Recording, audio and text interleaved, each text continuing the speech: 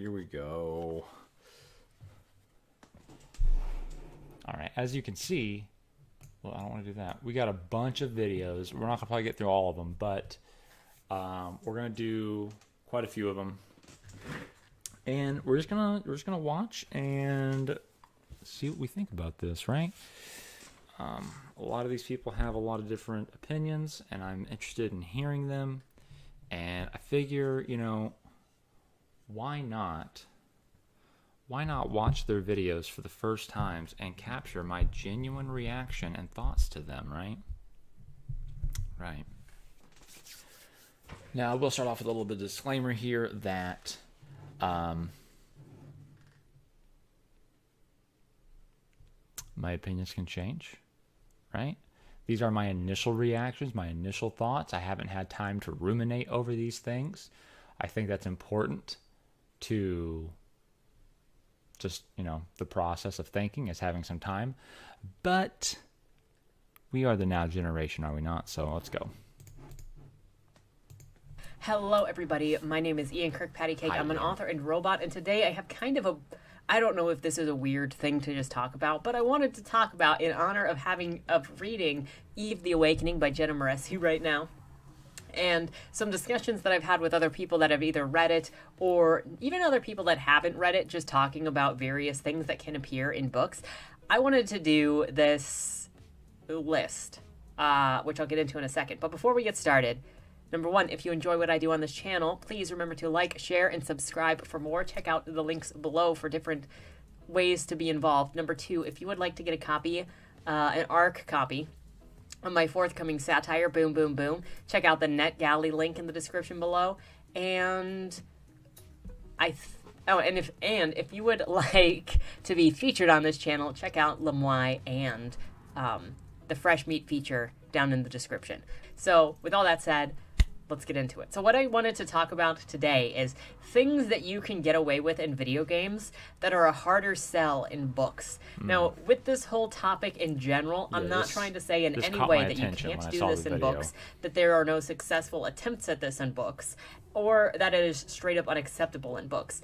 But what I've noticed through conversation and through reading book reviews for other books outside of Eve the Awakening is that there are certain things that I have realized don't bother me, and I'm theorizing it's because I'm used to seeing some of these things in video games.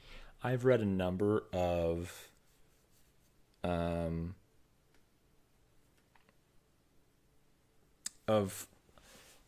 books that have either become video games or vice versa that were video games before. So, like, for instance, I have read a couple of the World of Warcraft novels, which I really read like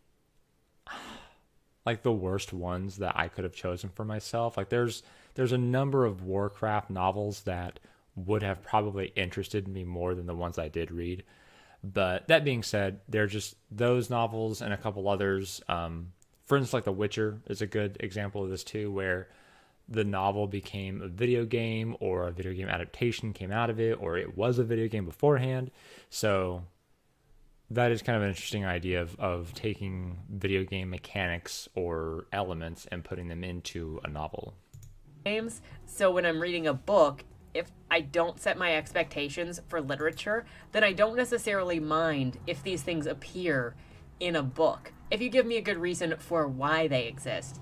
And some of that can include the genre that it's in. I can permiss a lot more things because of the genre. In the same way that if it's a video game, usually you can get away with a lot of different things. And I would love to hear some of your guys' ideas. There are easily going to be more than what I've captured here. These are just what I was thinking about right now. And I'll try to give some examples of what I'm talking about. But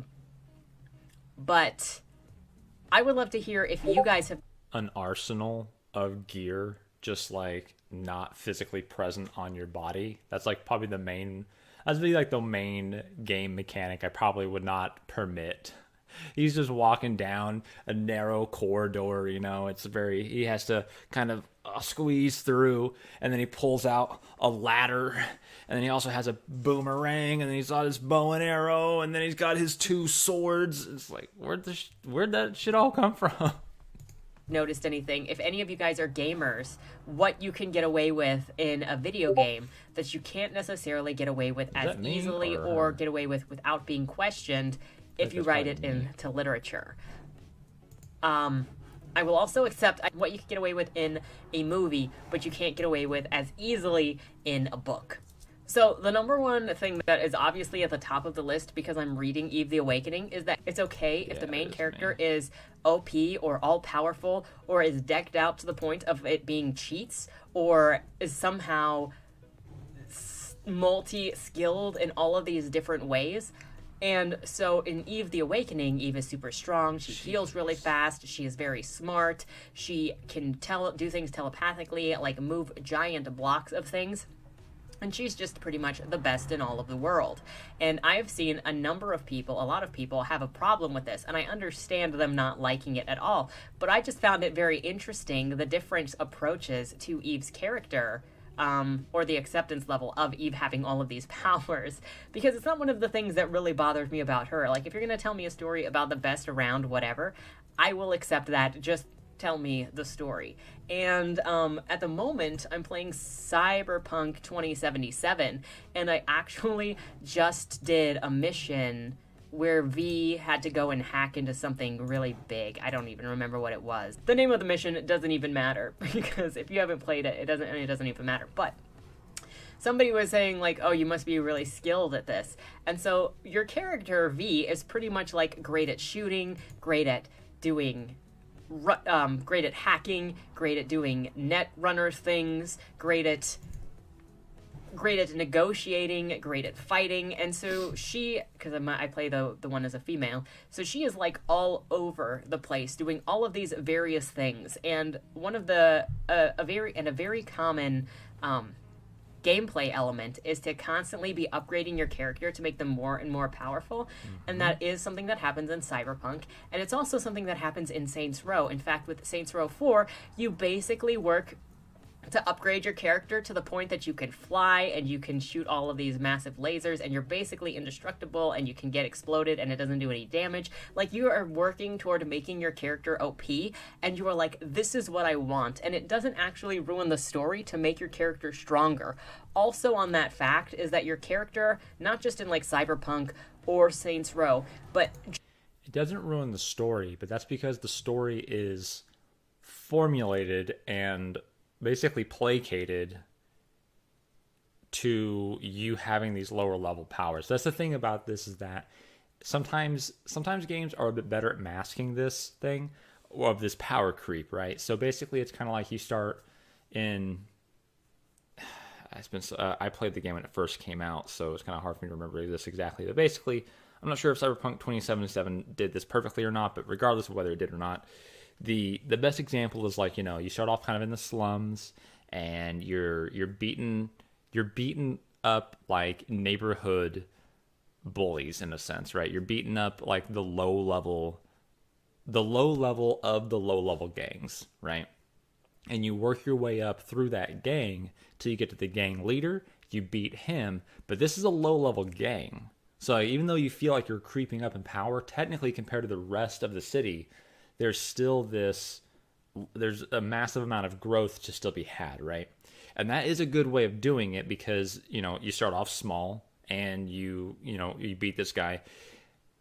Then this is usually probably where most games kind of start getting a little weird when it comes to leveling your character, is either when you kind of have like a branch of like the quest line where it's like, hey, you can either go this way or you can go this way. Either way, they'll kind of technically still meet around the middle kind of thing, right? Or it's even if it's still kind of a straight arc, a lot of games have basically like a straight main storyline with like branching paths that all end. They don't come back in later on. It's just more like, oh, this is side quest, right? Just side quest. The problem that you can really get into there is that you have these two different options. let's say it could be more. I've played other games that have more options of like where you can really go at the time, but you have these two different options, and when you do this one, then you basically really have to go back to do this one, and it's basically kind of like you chose which one was the easier one, right? Like they're not really the same because again, you're still power leveling as you're going through the missions, right? So when you complete this one and now you have to do this content over here that you chose not to do before, it's now scaled higher by the game engine, right? It's not because if you had chosen this first, it would have been easier, and then this content would have been the harder content, right? And again, it's because you're leveling. The game assumes that you're leveling, so therefore, okay, you've done this. This now has like an end resolution cap, and now you need to go over to this area over here, or vice versa, right? So a lot of times, some games will do it the correct way, which is kind of like there are these two zones. Like take World of Warcraft, for instance. There's these two zones. They're the same level.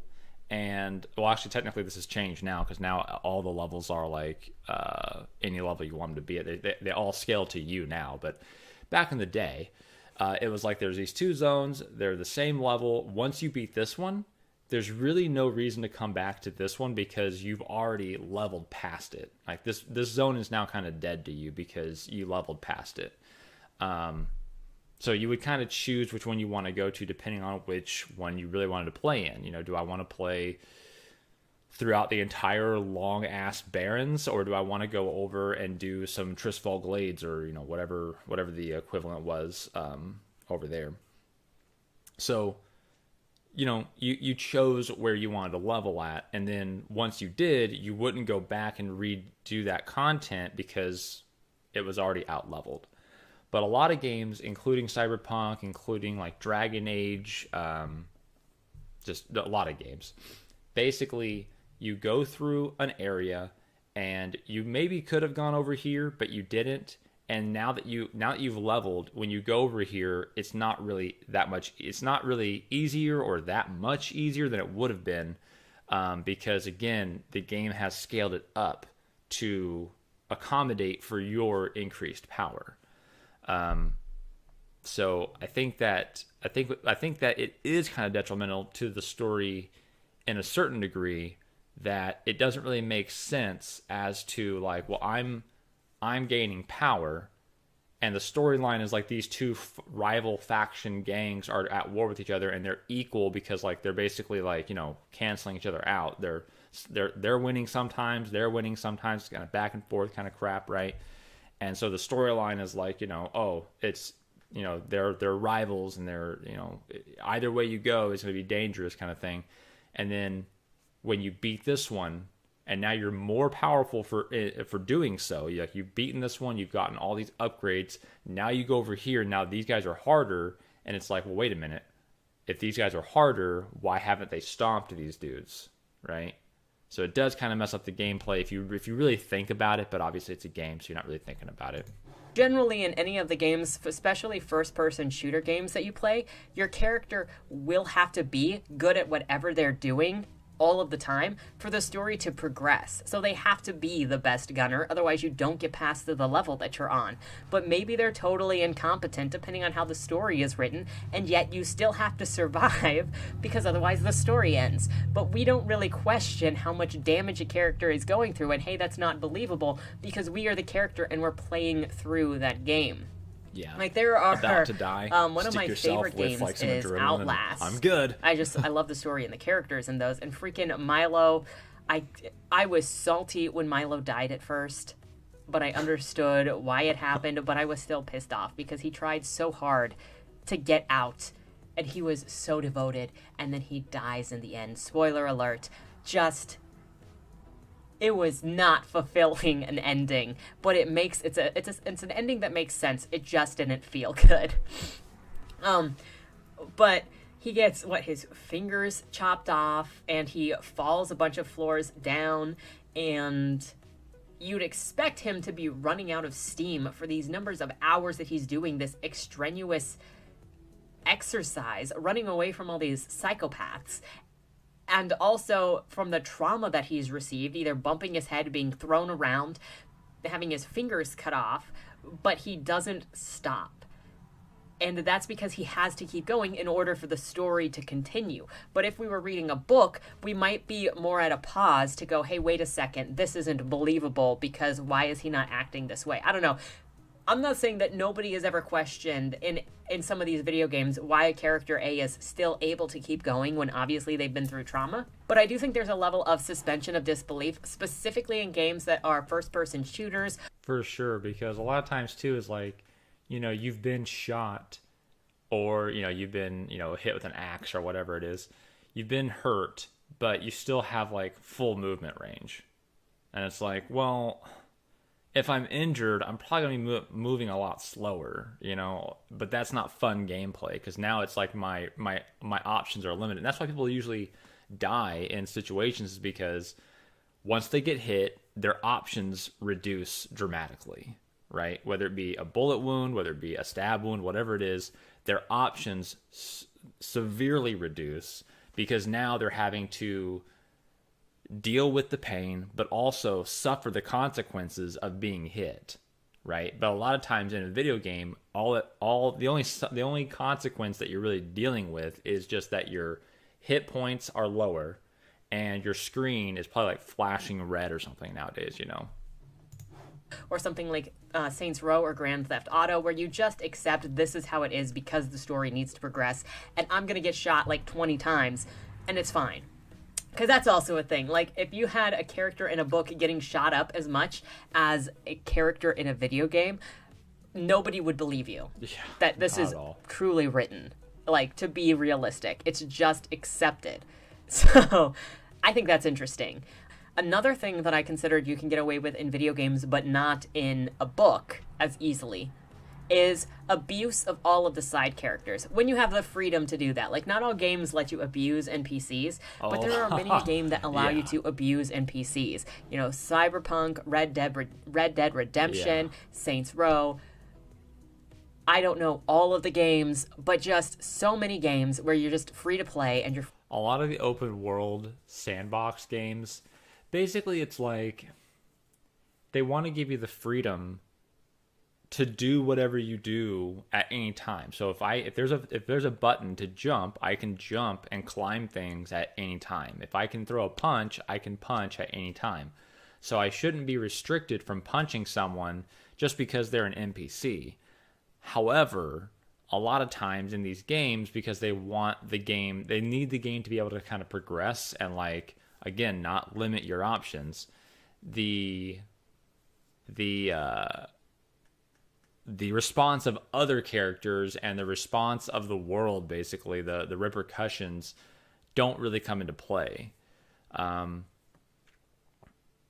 That NPC might attack you back and all that kind of stuff, but a lot of times other NPCs will just kind of keep on walking as if they don't see it happening. I think sometimes you might get into a fight with multiple people, but most of the time you fight one person and then the other people will just continue to walk and be like, whoa, I'm going to keep on going. So, and of course, yeah, you can get, like, for GTA lingo, you can get your stars up with that, but it's like, it's just one of those things where it's like, it's not really that big of a deal. I think, for instance, if you knock someone out on the street, but you don't, like, go in for the curb stomp and kill him, I don't think that you even get the police on you until you've done that, like, a number of times, right? So even those other people right there who would likely call the police in real life, you don't get the police called on you for getting into a fist fight with a few people. And I think after, I don't know what the cap is, but, like, probably like around 5 people, finally you might get the police called on you.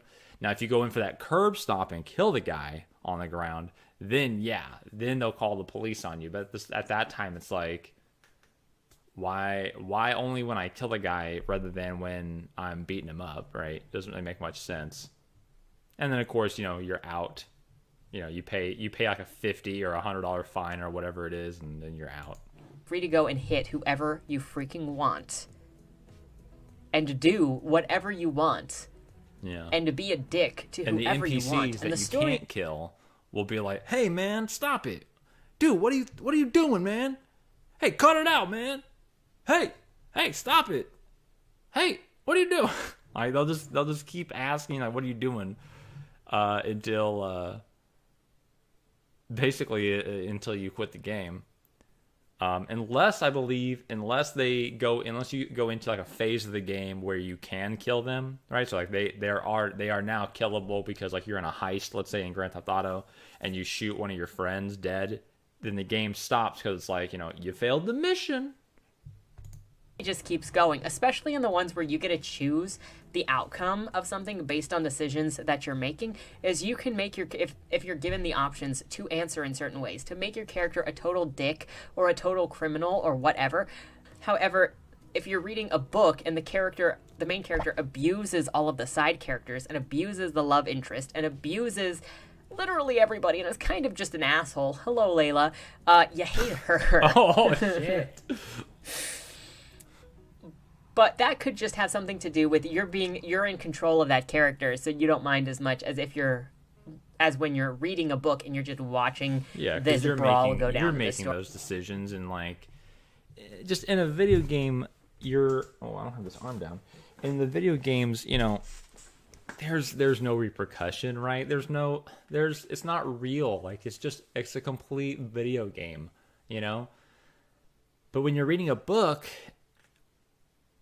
it's you have a suspension of disbelief that the characters in here are real. Even if it's, you're reading about moon elves or something like that, space elves and stuff, it doesn't matter. Excuse me. The characters in there, they are real, so therefore you can't just have them be abused by a main character and that main character like not suffer repercussions, or that main character like still be looked upon as like good or virtuous or anything like that. That doesn't work. But yeah, we don't suspend that disbelief for NPCs in video games. We look at them as basically cannon fodder.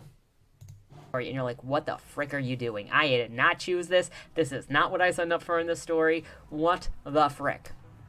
Another thing I noticed is bizarre character designs are more acceptable in video games than in books. So one of the other things that I recently saw while looking through book reviews is somebody complaining about this character has black and white striped eyes or weird shaped eyes, or this character design is totally bizarre. Why is this character blue? Why does this character look like that? Why does this character have all of these ridges all over their body and the 3 toes, and like, what the frick is this?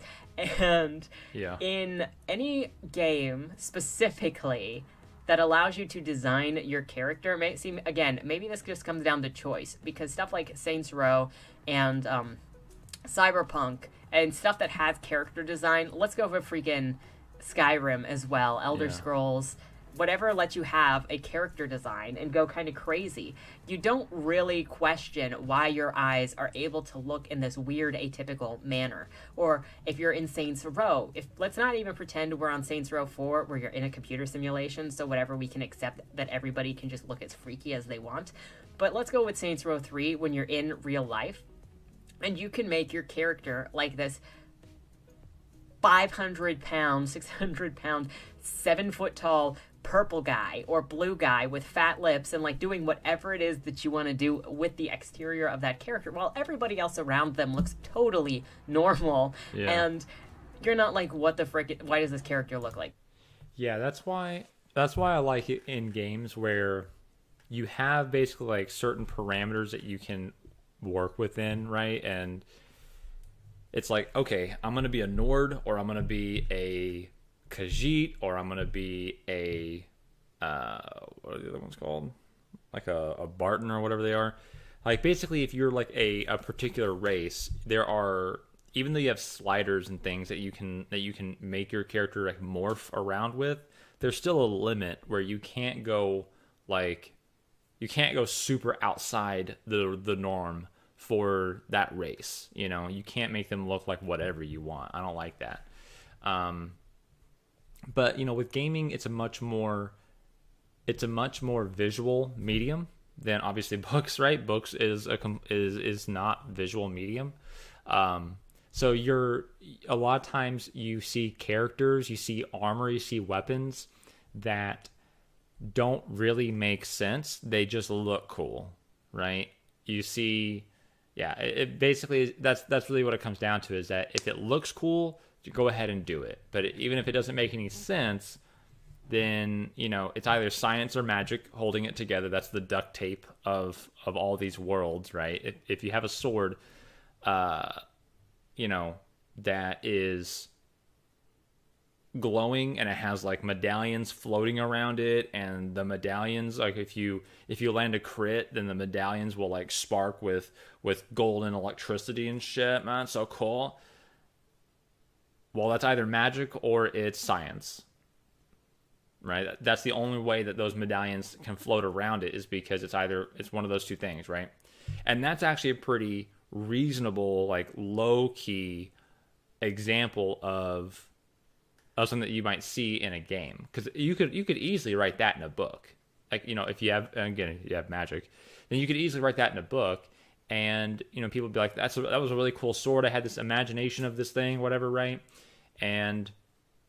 But in games, you get even wilder weapons. You get wild armor. You get wild looking things. It's just, completely like, if a lot of games go off the idea of like evolution, and it's like, well, evolution is survival of the fittest.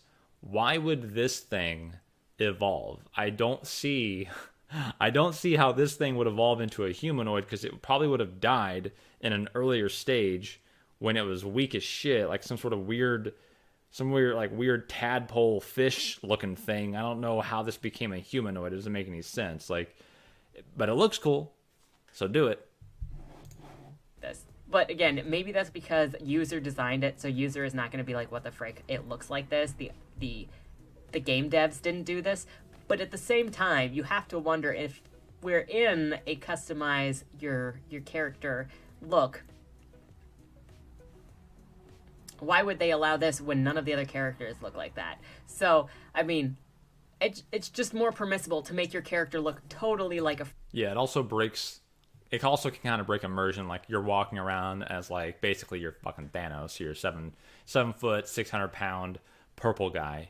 You're Thanos. You're walking around and no one's weirded out by you. They all still have to like crane their neck up to look at your face, but they're not weirded out by you. Freak. And some people even try as hard as they possibly can to make their character look bizarre, because they have the options to do so. But even the smallest weird thing in a book can set people off and be like, that's not possible. Why is that? And then they need a whole backstory as to why that character is allowed to look different. And then they will judge you on whether or not that is a good enough reason for that character to have that difference. And sometimes just saying that they're an alien from another planet isn't a good enough reason. So that's interesting. Another thing is... Yeah, so... that is something that kind of comes up that I think about in my book series is, okay, if I'm going to give this person this really unique thing, right? So that way it's easy for them to stand out on the page when I describe them. It's like, if the other person doesn't happen to know their name, let's say, or whatever the case may be, and they just describe this person just with a couple of details, then the reader goes, oh, that's this person, right? It is kind of hard to like do that constantly, to justify that, because it doesn't make any sense to do that over and over again. So there do need to be reasons for the characters to have these unique traits that no one else seems to have. Now, you don't have to exactly tell the reader what those traits or what that is. Unless you get really bizarre, of course. But otherwise, you can just kind of leave it alone. You might have to tell them sooner or later. But like for instance, in mine, Melandre has purple eyes. No one else seems to have that color of amethyst eyes. And Kale even asks her, like, is that because of magic? And she's like, if magic could change your eye color, everyone would have a unique eye color. So no, it's not. But why does she have purple eyes? We don't know. I know, but you don't know. That the chosen trope is much more accepted and questioned less, and this kind of goes with making your character OP in video games, is often with your stories in video games, because it's following a very specific life, especially in RPGs and first-person shooters that have stories, your character is specially chosen. And I'm thinking of this right now with Dying Light 2, since I started playing Dying Light 2, and your character Aiden, he's not exactly a chosen one, but he is something special called a pilgrim, and he was experimented on as a kid and had these special abilities to not be as destructive or to not be as easily destroyed or hurt as a regular person. And I don't know what other powers he's going to have since I've only just started playing the game. But you recognize that he is special, that he has special abilities other people don't have, and he's sent on this special mission to go and do these things. Though I think his MO is just to go and get the guy that was experimenting on him, and he's living in a zombie apocalypse. So you get that mess. But he is sort of a chosen one, and there are chosen ones all over video games for especially RPGs. And it's just sort of, hey, I don't have a problem with this. But when it comes to tropes in books, that's true. People can get so serious about them and their use of them, and if they exist at all. Like, I'm pretty sure I've even seen videos on YouTube here saying stop using the chosen one. But they're I have seen that. And I will not. They're not really criticized in video games. They're pretty regular in video games. And that's not even to say that everybody that reads books hates. Like, again, none of this is to say that you can't do them, that you shouldn't do them, or... A lot of times, though, when it comes to the idea of, like, the chosen one, I feel like the idea of being experimented on and being, like, one of many who were experimented on, maybe you were one of a few who lived, kind of thing, right? Doesn't really make you a chosen one exactly. I mean, technically, all the other tropes still kind of like play out of it, but you're not really the chosen one because like no one chose you specifically, and then you were the only one. Now, of course, yeah, it's true that maybe you were chosen out of 10,000 people, and only you and 100 others were chosen, and only maybe you're the only one who lived. That's a bit closer to the chosen one. But I think that's a lot of the ways of how they get away with doing it is basically like, this person has powers. It's because it's in their family. So therefore, they're not really the chosen one. Their whole family all have the gene. It just awoke in this one person. That's chosen one. But it kind of feels a little less so, or maybe like the uncle or the aunt had the power as well, but like their parents didn't, so they can't go to their parents or grandparents to ask questions, kind of thing, whatever.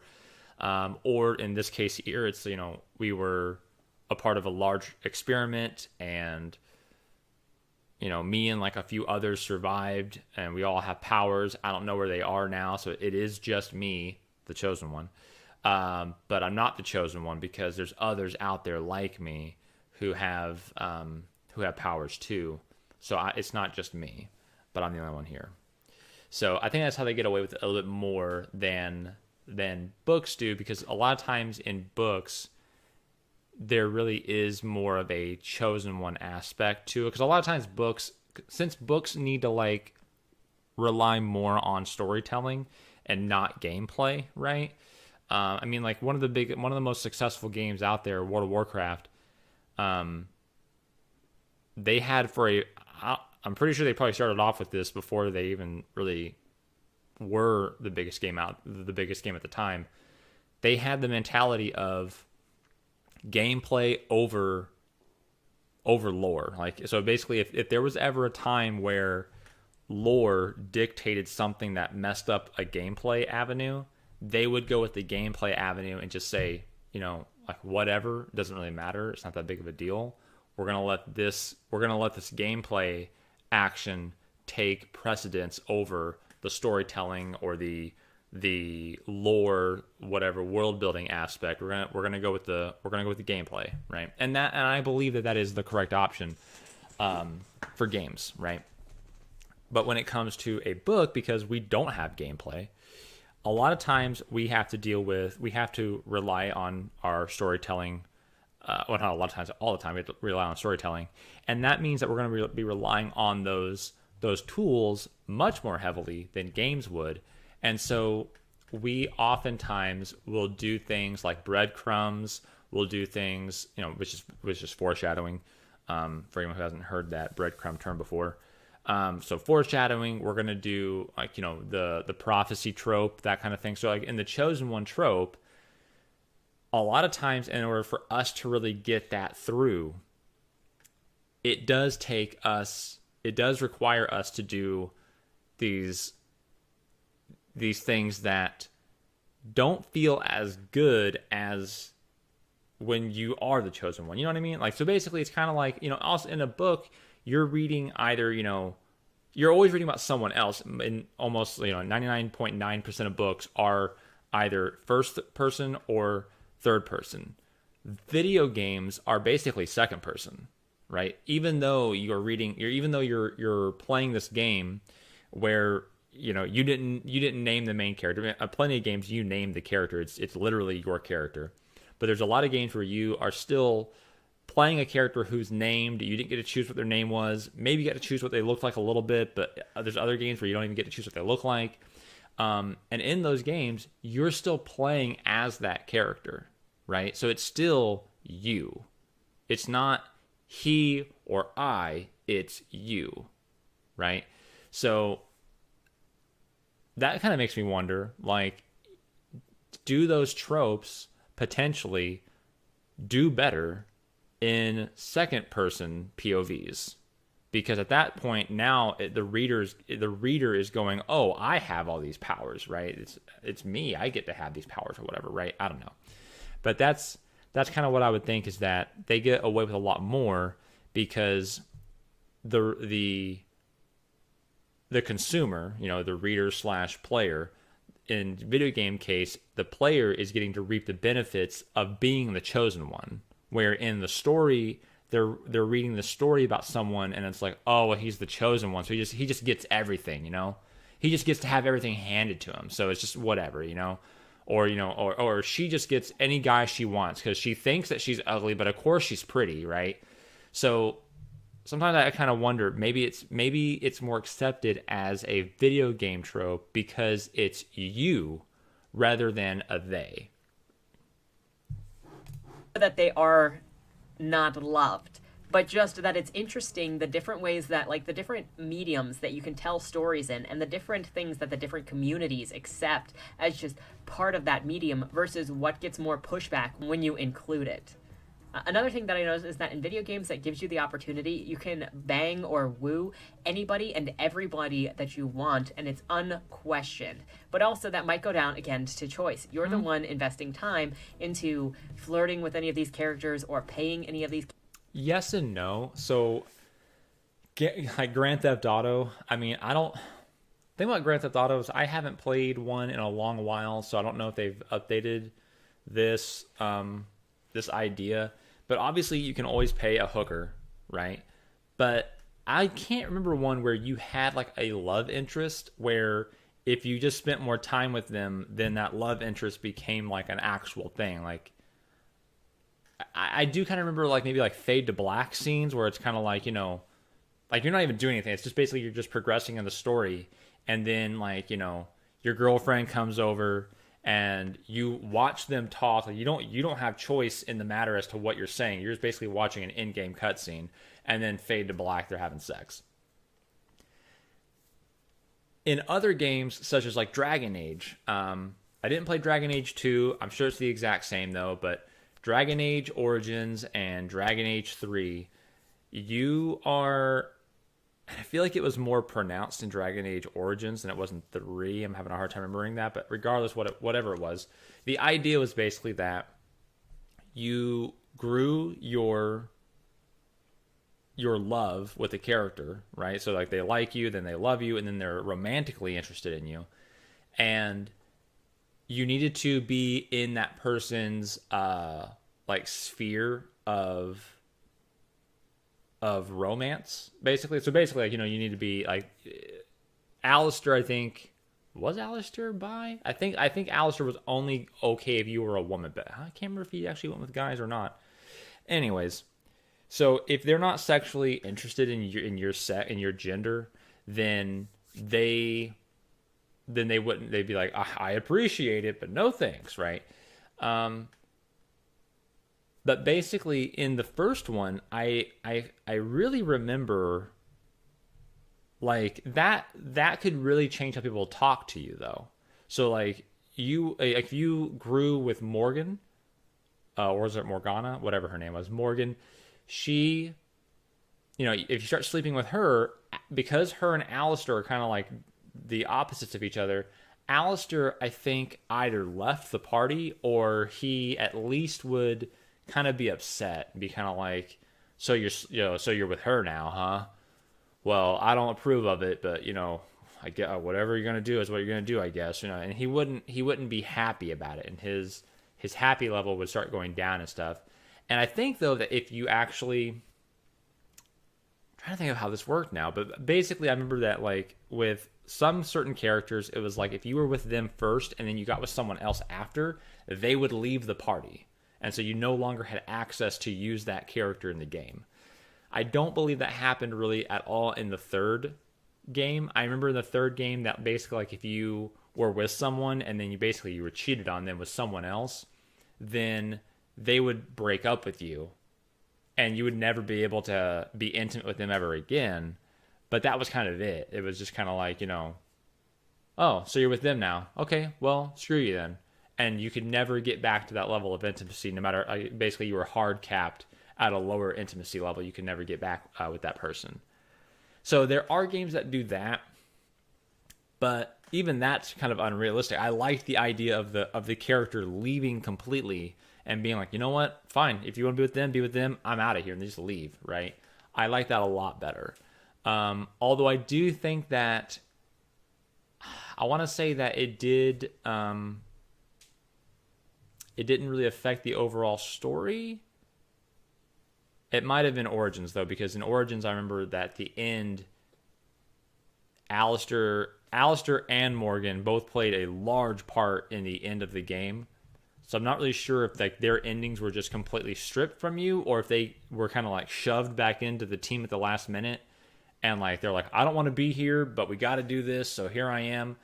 I can't remember how that worked. It's been so long now, but either they were just not there, so their endings were cut, or it was like, well, here they are, they're back, so you might need them, kind of thing, right? But it is still kind of not as realistic as you would need to have it in a book. Characters to go and have sex with. However, if you're in a book, unless maybe it's a romance and then you just accept it, readers generally question if your character either sleeps around and then they're looking for tropes, or they're called they can come off or be called or end up actually being some kind of sue because everybody around them is having sex with them or falling in love with them. However, you can do that in a video game and nobody cares. Maybe that's because at some video game level it's wish fulfillment. I don't know. Another thing that is easier to get away with, and it's so there's the whole subgenre another character, of another person. Bizarro in fiction. So we do have this, and often I think general audiences are more introduced to Bizarro through children's cartoons, but a lot of children's shows are actually very bizarre, and you just accept it as that's kind of just how it is. And then if we think about, again, Saints Row, because that whole thing, Saints Row and Saints Row 3 and 4 are all about ridiculousness, like freaking people walking around in hot dog suits and the Yankee murder time, and you've got the glitching that goes on in number 3, the glitching that goes on in number 4, where people are like split up with legs, or the giant soda can mascot that you have to fight, or the gun-happy president fighting aliens that have come to take over the world, and chariot races pulled by gimps. Like, you accept this in the video games, especially because you go into Saints Row expecting some kind of level of ridiculousness. At least I do. Maybe other people don't, because I never played 1 or 2, but whatever. No, yeah, I don't play Saints Row because it is But if you did something this this bizarre in a book that was presented, I probably also don't know, don't really maybe play that it again has to do anyways with because I just don't expectations. have the Because time if the book for is it, but presented as that's serious, and then you the get to easy a part with answer. like It's like, chariot it's races just pulled by gimps, not my kind I of feel game like being it's going to be taken as so way more ridiculous serious than it and over the probably top. is meant to be taken. It's like abuse and not just being ridiculous. Whereas it comes off a lot more ridiculous in the scenario of Saints Row. Or I think there was the club full of furries running around with giant dildos and smacking people with like using a giant dildo as a weapon. But if it was in a book, you might get more questionable looks on your choices. So Yeah. there's that. I remember it was like in Grand Theft Auto San Andreas, I think. Might have even been in one before that, which would have been like 3 or something. I'm not sure which one. I think it was 3 and then San Andreas. But I remember in San Andreas having the giant dildo as basically like you held it like a sword, and you would beat people with it, and it was like a club, like you could do some damage eventually, right? It took some time, but it was just one of those things like, really? That's kind of ridiculous. Another thing that is common, especially with RPGs and first-person shooters that have long story modes, is the never-ending money or cash supply or stuff supply overall. Yes. And this also comes specifically because I'm playing Cyberpunk right now, and I'm not overflowing with money because I haven't bought all of the cars and I haven't bought all of the housing, and I still have other things that I need my character to buy. But at the moment, I'm also still waiting for some cybernetics to come in, so I'm not spending all of my money. But I have a lot of money. And I have like 4 cars and 3 houses. And if your character... That is the thing about some of these games is, well, first off, crime pays. Crime does pay in video games, right? Like you're going to be getting a lot of money because you're doing illegal things, and you're robbing banks, and you're stealing cars, and you're doing this and that. So crime pays, right? It pays a lot, which is why people do it. Okay. Second off is that a lot of times in these games, you don't need to actually eat. That's not a thing that you really need to do. You need to eat when you're damaged. So like you like in Breath of the Wild, for instance, right? Like you pause the game, go into your inventory, and you have like a plate that's like at least this big, and it's got like steak kebabs, potatoes, some asparagus here, some puffer fish over here, and you eat it while you're paused. So while he's in the air holding on to his paraglider, you eat this entire thing, right? Like, okay, I needed my hearts back, okay? Pull it out of nowhere, and then So yeah, eating can be really stupid in games, but it's also one of those things where, as a game developer, this kind of goes back to that, like the idea of gameplay over realism, over lore, over whatever. We need to eat periodically throughout the day in order to either, first off, stay comfortable, right? And then second off, not be weak. And then third, to not die, right? Those are the stages of hunger, right? Uncomfortability, weakness, and then death. And that is, some games have done it. Some games have done it where you have to eat to keep your energy levels up, right? But a lot of times it does just feel like inconvenient, especially because like the eating isn't like realistic eating. It's still just kind of like, oh, my energy level's down. My energy level's all the way back up. Even though I just ate like half a granola bar, my energy level's all the way back up. It doesn't make any sense. So like if you're not going to make it make sense in that regard, why even make it a thing at all, right? That's kind of like where probably most game developers are on that process, and that's probably why a lot of games don't require you to eat. Is because they go, well, look, we don't want our people to have to literally spend 20 minutes of their game time, because game time can be precious for some people, right? Game time can be really precious for some people, where they literally have like an hour a day or an hour every couple days, like, because they're just working like crazy kind of thing, right? They got kids, they got their spouse, they got things to do, and they want to play this game, they want to experience the story, but they don't have time to have their characters sit down and eat for 20 minutes, right? Like, what are you going to turn your game on, have them eat, go eat dinner with your family, come back, and then start playing the game because your character should have eaten by the time you got done? Like, what is this? What is this, right? So it's a convenience factor. So this idea of eating to maintain your energy is just one of those things where it's like, really, are we really going to be doing that? Because you're not going to make it make sense anyway. So like, why even do it? It doesn't feel good to have to sit down and eat and consume food. So therefore, back to Ian's point, you don't have to buy food.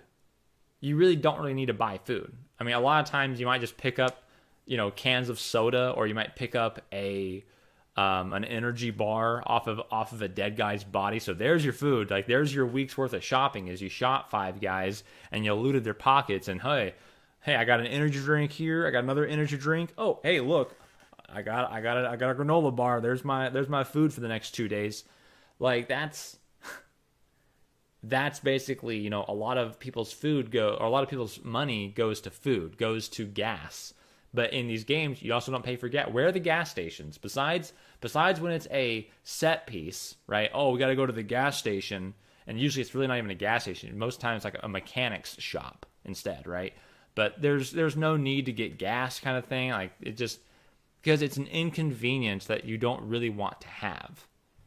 Now, I can imagine, I've never played GTA Online, but I can imagine them putting a gas tank in there, because at that point, the developers are like, look, we want to drain their wallets, so that way they'll pay more real money to do things, right? To avoid that. Whether that's a thing in that game or not, I don't know. But that would be a thing, or at least make them play more. Like, have them playing the game more often, whether or not you can actually pay for it with like real currency or not.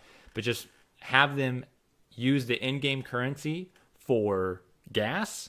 That way, when they want to drive around all the time, they have to actually use gas. Then they got to pay for it. Then, when they're out of money, they got to go on heists. But all this means that they're staying in the game, playing on the servers. Probably paying a $15 per month subscription fee. Probably paying for cosmetics. Keep staying in the game means that you're going to be paying for cosmetics. All these kind of things just help people stay in the game. But if it's not a service type of game, then why have it in there, right? So all these things that we normally spend money on in real life, they're not there in the games because it's an inconvenience. In a book has so much money, the reader, and a never-ending resource going on. The reader is going to question where all that stuff is coming from and how they're set up to be like that, and do they believe it or not. However, if you're playing a video game and you're just kind of thrown random dollar bills as you complete missions and you have so much money in the bank, you don't really question it, because those are your resources to get to the things that you want. And also, I guess you're seeing yourself put in the work to get those things, and I know that I don't ever question how much money and experience points story stuff's giving me in the story. I just accept that those are how they are in the story. And then this next one is more for movies, though it does happen in video games as well, is starting a book out with exposition or lore. And that's, like, it's not that people don't do that. People do that a heck of a lot. Please stop. But you also see a lot of pushback from readers and agents, and a lot of discussion in general about prologues or starting out your story with exposition or world building or all of that. And this one specifically came to mind from when I was watching Encanto a couple of weeks ago, and it started out with a lore on the house and the family through that storytelling. And I was thinking about, what if this was a book, and how would this work as a book? And it was all just literally telling about the background of this house. And personally, I'm like, I don't think this is necessary. I would just rather get into the story. But it was trying to quickly establish everything about this family so that you could get into the meat of the story. And with books, you have more time. And it's also easier because movies can establish it much faster than books can actually establish all of the same 'cause it has a information. So there is visual going that. on. And the final thing that Excuse me. You know, all these games, all the movies, they all are a visual medium, right? So you can, while you have this overlay of some guy or some woman talking about, you know, like, this is what happened 5 years ago, this was happening like that. And sometimes you do have like the black screen where it has the title text come up and you have to read it. But most time it is a voice overlay and or a voiceover, I should say. And then you're watching something else happening on the screen. So you're being shown stuff while you're being told stuff. While in a book, you're just being told. You're not really being shown anything. A lot of times when they do the title text, rather than a voiceover, they will typically go straight into a fight. So, for instance, I'm not sure if Braveheart did that or not, but I know that Gladiator did. I don't even know why I brought up Braveheart just now because I don't know if it did it or not. But I know that Gladiator did it, where it kind of established basically what year it was, and that I think it was Marcus Aurelius or whatever was nearing the end of his reign, and he was old. So we got this idea that, okay, he's an old guy and blah blah blah, and then boom, we go right into them versus the Germans and that whole fight scene. So, you know, while you had to read like, you know, 60 seconds worth of text, that wasn't really even that long. You went pretty quickly into the story after that. I want to mention, because it's just kind of ridiculous, is that in a video game, your character can pick up a gun for the first time, and there's no question about if this is the first time they've ever picked up a gun or if they have any training at all. It's you shooting the gun with your mouse and keyboard and all of that, and you moving the story forward. And the gamer doesn't really, at least I don't really, question how this character can suddenly shoot and survive and has all of these survival skills. But if you do that in a book, people are going to be like, what the frick is this? How can they shoot a gun like that? How is their aim that good? I can at least say I don't always have the greatest aim, and I think my friendly fire accuracy is fairly close to regularly higher percentage than my normal accuracy. Well, they're Maybe closer. Sometimes. Not all they're the closer time. targets, you know. They're typically closer to I'm you. just going to blame Ping for that. So I would equate this a little bit to, like, you know, I've done paintballing, I've done airsoft, and I've done gun range stuff where there is a bit of a naturalness to it. I mean, you're literally just holding an object, pointing it forward and pressing the trigger, and then as you see where it's landing, obviously with guns it's much harder because bullets are much smaller, they're faster than you can really see, kind of thing. So it's harder to really see and like auto correct yourself. But like with paintball, for instance, you can really see where the ball is going, and you can really adjust and get used to, okay, I need to shoot this like this. Okay, there we go. Now I'm getting it, right? That kind of thing. You pick it up pretty quick. With guns, you know, if you have a scope, it's much easier because you can really see where the target is down range, and when you shoot, you see, okay, I was off a little bit to the side there, so I'm gonna try that again. Boop. Okay, I was a little closer, but I was still off, so I need to actually it wasn't just my mistake before. It was like I need to readjust my scope because now I basically need to be like a notch over, and now I'm hitting the target correctly, kind of thing. Whatever. It's one of those things where you can actually pick up shooting much faster than you might think. However, when you're in like high intensity situations, that's another one of those things where, you know, you're going to probably perform better than you imagine. Okay, that's what I've come to see with people shooting firearms. It's just that you're probably actually better than this than you would think that you are. getting headshots. Like for instance, I was just watching The Walking Dead, for instance, and it's like when they need to hit walkers, a lot of times, yes, they do hit them in the body, and the walker's like, and it just keeps coming, right? But a lot of times, these characters will shoot them in the forehead. It's basically, does the story need them to get rid of the walkers, or does the story need to have the walkers get closer, right? If they need to get closer, then they're shooting them in the body, and they're missing, and all then the walkers are still coming. But if they need to get rid of the walkers, it's headshot, headshot, headshot, headshot. You know, with like a handgun, a Colt 45 from like 100-yard away kind of thing, right? And you know, someone like Rick who's been using that gun for a long time, sure, maybe he's good at it, whatever, right? But a lot of times, headshots are just insane. They're actually insane. So I also do, so on a side note, I also do kind of think that humans kind of rise to the occasion. So if it's like, hey, look, shooting him in the body's not good enough, but you have to still use this weapon. You still have to use this gun, but you need to start getting headshots. We will adapt, and we will start getting more headshots. So I can kind of suspend disbelief to a certain degree that I'm like, okay, you know what? Yeah, I can believe that after a little while, everyone on the team is like headshot city, because in order to survive, you have to get headshots. That's just the end all be all. You have to adapt and survive, right? But then when the story switches and it's like they're shooting at other people and they can't hit them for some reason, it's like, guys, you literally have target practice almost every day. But now you can't hit Negan.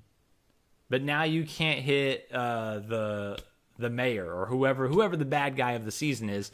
You can't hit that guy. Are you serious? Are you for real right now? Come on, it's dumb. So that makes me drop my disbelief, because, you know, or my suspension of disbelief, because, you know, you've shown me plenty of times that you can get headshots, and now suddenly you can't. What is that? So I think that with guns, it's one of those things where if you pick one up, you will find that you're probably better at it than you think you are. But getting that higher level, or you're doing headshots all the time, that does take time.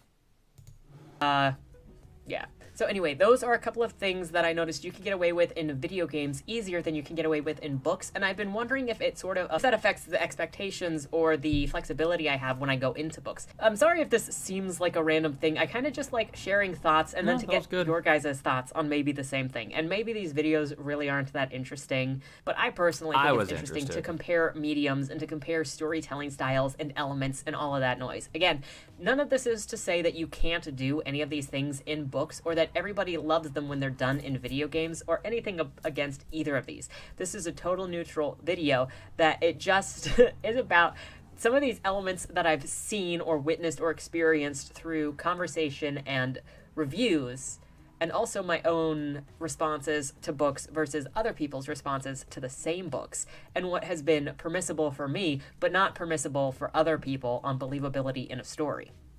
Anyway, I would love to know your thoughts on this topic, and could you think of any other situations where something is acceptable in games but not in books, or the other way around, where you can do this in books but not in video games if you are a gamer? If you're not a gamer, feel free to say the same thing with movies and television, but something you can't do with books. And how do you feel about any of the elements that I mentioned in today's video? I don't know. I just like to talk about the random things that I think about. So thank you so much for watching. I'm looking forward to your comments on it all, and thank you so much for watching. I'm looking forward to your comments down below. With all that said, have a great weekend and don't die. I will attempt to not die. So one thing I would also, I guess I mentioned it before, but like one of the things I would think of right off the bat that you can get away with in games, that you don't get away with in books, is basically, you know, you're injured and then like you don't really suffer the injury. You know, you might run with an injured, like for instance, I played Dead by Daylight, And in Dead by Daylight, when you get injured, you do run like this, but you still have the same run speed. You don't lose any run speed. Even though the guy just like chopped you right down the middle, you run, and you make noise. You leave blood stains, so you're just bleeding out, like just pools of blood as you're running, and you hold your arm. But then, as soon as you get to a gen, right, you make the noise, you bleed, but you don't, it doesn't stop you, it doesn't slow you down in any way, right? That doesn't really make any sense. So I would say that'd be a big thing in books when you read someone who's injured and you're like, didn't that guy have a broken leg like 2 pages ago? What happened? What? So I would say that's the biggest one that I can think of.